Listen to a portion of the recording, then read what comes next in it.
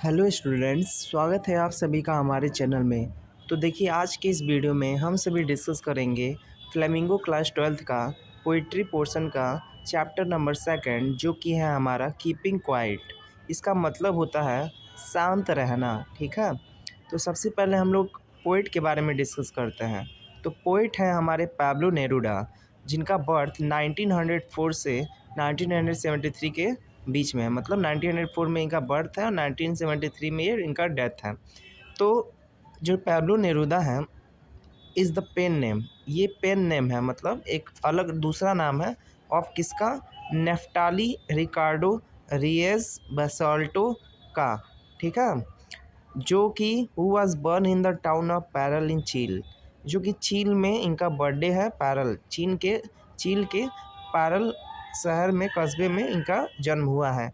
नेरुदास poem, इनको short form में हम लोग नेरुदास कह रहे हैं, पैब्लो नेरुदा इनका पेन नेम है। ठीक है, तो Neruda's poem are full of easily understood images. जो नेरुदा की पोएम है वो पूरी की पूरी जो है समझने वाली इमेजेस से भरी हुई है, आसानी से हम उसको समझ सकते हैं। Which make them no less beautiful, जो कि बहुत ही अच्छा पोएम को अच्छा बनाती हैं। He won the Nobel prize for literature, इन्होंने नोबल प्राइज़ भी जीता हुआ है लिटरेचर में इन द ईयर 1971 में। इन दिस पोएम, इस पोएम में नेरुदा टॉक्स अबाउट, नेरुदा बात करती हैं, बताती हैं द नेसेसिटी ऑफ क्वाइट, मतलब शांत रहना जो होता है उसके आवश्यकता को बताती हैं। Quite introspection and creating a feeling of mutual understanding, और एक म्यूचुअल अंडरस्टैंडिंग क्रिएट करती है ह्यूमन बींग्स के टुगेदर में। मतलब ह्यूमन बींग्स के टुगेदर में म्यूचुअल अंडरस्टैंडिंग ये क्रिएट करती हैं कि लोग आपस में एक दूसरे को समझ सके। ठीक है, जब वो क्वाइट रहे। तो चलिए इस स्टोरी में, इस पोएम में हम लोग जानेंगे कि क्या आखिर कीपिंग क्वाइट क्या हमें कहना चाहता है। बिफोर यू रीड, पढ़ने से पहले देखिए, what does the title of the poem suggest to you, मतलब हमारा ये जो टाइटल है पोएम का, ये हमें क्या सजेस्ट करता है। What do you think the poem is about, आप क्या सोचते हैं कि यह पोएम किस चीज़ के बारे में होगा। तो जाहिर सी बात है, कीपिंग क्वाइट, आप जानते हैं अगर कोई शांत रहेगा यानी कोई मूवमेंट नहीं होगा। और शांत, आजकल ये पॉसिबल ही नहीं है कि कोई शांत रह पाए। आप जानते हैं कि हम ह्यूमन बीइंग हैं, हमें मतलब कभी भी हम लोग शांत नहीं रहते। अगर हम बैठे भी होते हैं शांति से, तब भी हम लोग मन में कुछ ना कुछ थिंक कर रहे होते हैं। तो इस तरीके से इस स्टोरी को, इस पोएम को आप रिलेट कर सकते हैं। और इस मेन इसका जो थीम है ये आप इसके स्टोरी पोएम लाइन से ही समझेंगे। तो चलिए इसको पढ़ना हम लोग स्टार्ट करते हैं। तो now we will count to 12 and we will all keep still. यहाँ पे पोएट कहती हैं कि नाउ, अब हम काउंट टू 12, हम लोग 12 तक गिनती करेंगे। And we will all keep still, हम लोग शांत रहेंगे सभी। For once on the face of the earth let's not speak in any language. अपने अर्थ की तरफ अपना फेस करके एक बार हम लोग कुछ भी नहीं बोलेंगे, अपना सिर झुका के हम लोग कुछ भी नहीं बोलेंगे, किसी भी भाषा में नहीं बोलेंगे। लेट्स स्टॉप फॉर 1 सेकेंड, चलो एक बार 1 सेकेंड के लिए हम लोग शांत हो जाए, रुक जाए। And not move our arm so much, ना ही हम अपने हाथों को हिलाएं, हम लोग एकदम शांत हो जाए, एकदम शांत।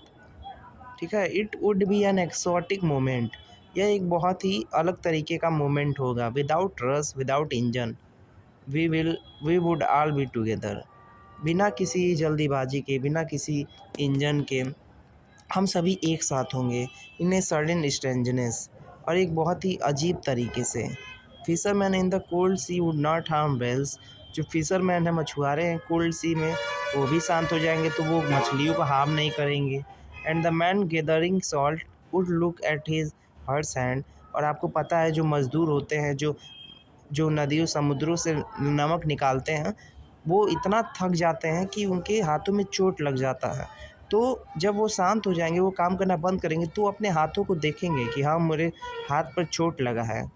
फिर those who prepare green Wars, जो वो लोग जो ग्रीन वॉर्स के लिए प्रिपेयर कर रहे हैं, जो युद्ध के लिए प्रिपेयर कर रहे हैं, wars with gas, wars with fires जो कि गैस वॉर्स में गैस यूज़ करते हैं, वॉर्स विथ फायर, वॉर्स में फायर यूज़ करते हैं। Victory with no survivors, victory with no survivors, जीत तो जानते हैं लेकिन वहाँ पे कोई बचता नहीं है, कोई सर्वाइवर्स नहीं होते हैं।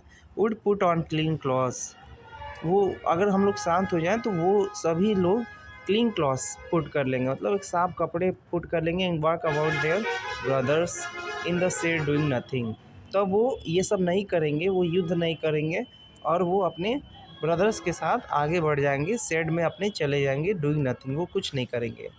What I want should not be confuse with total inactivity, जो मैं चाहता हूँ या चाहती हूँ, इससे ये नहीं कन्फ्यूज होना है कि आप लोग कुछ भी एकदम निष्क्रिय हो जाए, मतलब डेथ हो जाए, ऐसा कुछ नहीं है। Life is what it is about, life इसी के बारे में है। I want no truck with death, यहाँ पे पोइट कहती हैं कि I want no truck with death, मैं डेथ डेथ की जैसे नहीं यहाँ पे सपोजिशन ला रही हूँ। If we were not so single minded about keeping our lives moving, अगर हम सिंगल माइंडेड नहीं रहते, अपना लाइफ्स हमेशा चलने वाले लाइफ्स के बारे में नहीं सोचते, and for once could do nothing, और एक बार के लिए हम लोग कुछ भी नहीं करते, perhaps a huge silence might interrupt this sadness, तो हमारे सारे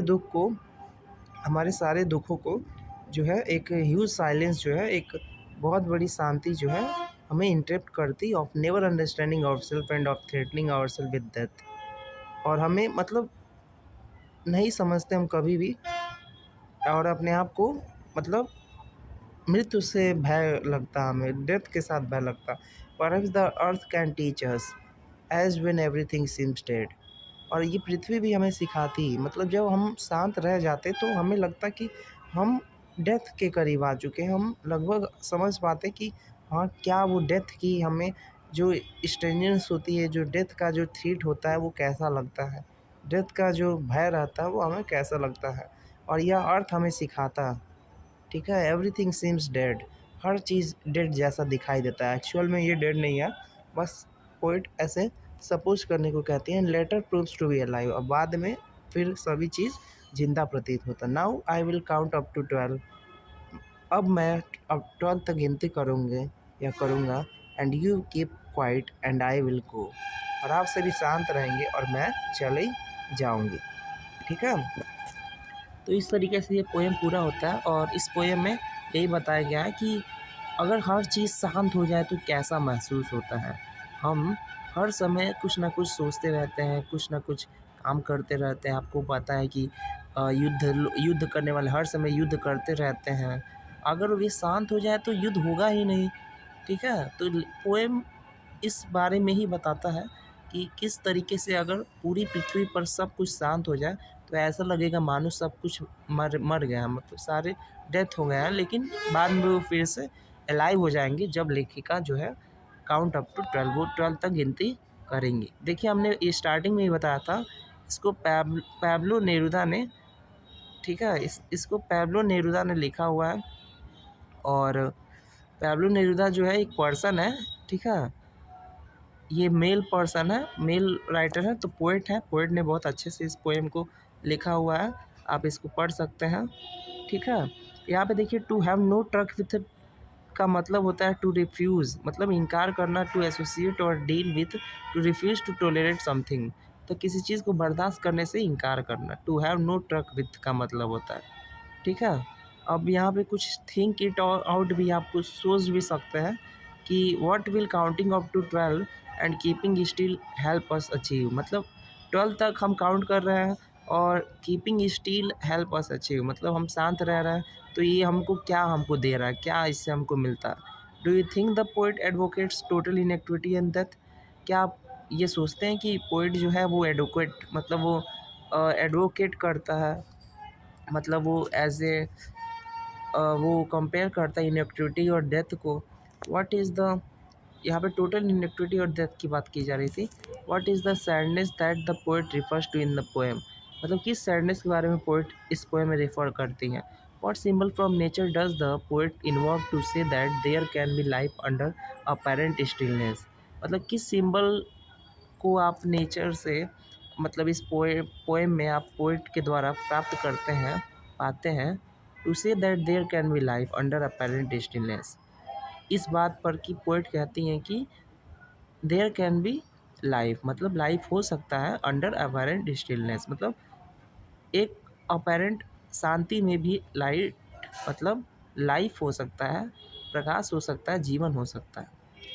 और यहाँ पे देखिए ट्राई दिस आउट में choose a quite corner and keep still physically and mentally. आप एक कॉर्नर चूज़ कीजिए और वहाँ आप एकदम शांत रहिए, फिजिकली भी और मेंटली भी, फॉर अबाउट 5 मिनट्स, 5 मिनट के लिए। Do you feel any change in your state of mind? क्या आप अपने माइंड की स्टेट में कुछ चेंज देख पाते हैं? Notice the differing line length of the stanzas and the shift in the thought from stanza to stanza. देखिए इस पोएट में आप स्टैंजा टू स्टैंजा जो है, आप लाइन लेंथ के डिफरिंग को आप समझिए और इसको नोट कीजिए, ठीक है ना। तो इस तरीके से हमने आपको बता दिया है कीपिंग क्वाइट पोएम, और इससे हमें यही समझ में आता है कि keeping quiet is impossible, but if it will be possible then a lot of things will be different. हर चीज़ बदल जाता है, ठीक है। और इस तरीके से आप इस पोएम को समझ सकते हैं। आई होप आपको ये वीडियो अच्छा लगा होगा। अगर आपको अगर कोई डाउट हो तो आप कमेंट सेक्शन में पूछ सकते हैं, और हमारे चैनल को लाइक कीजिए, शेयर कीजिए, सब्सक्राइब कीजिए। बाकी मिलते हैं अपने नेक्स्ट वीडियो में। So thank you.